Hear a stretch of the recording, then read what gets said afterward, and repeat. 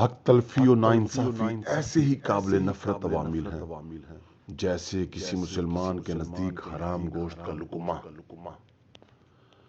گناہوں پر نادم ہونا ان کو مٹا دیتا ہے اور نیکیوں پر مغرور ہونا ان کو برباد کر دیتا ہے۔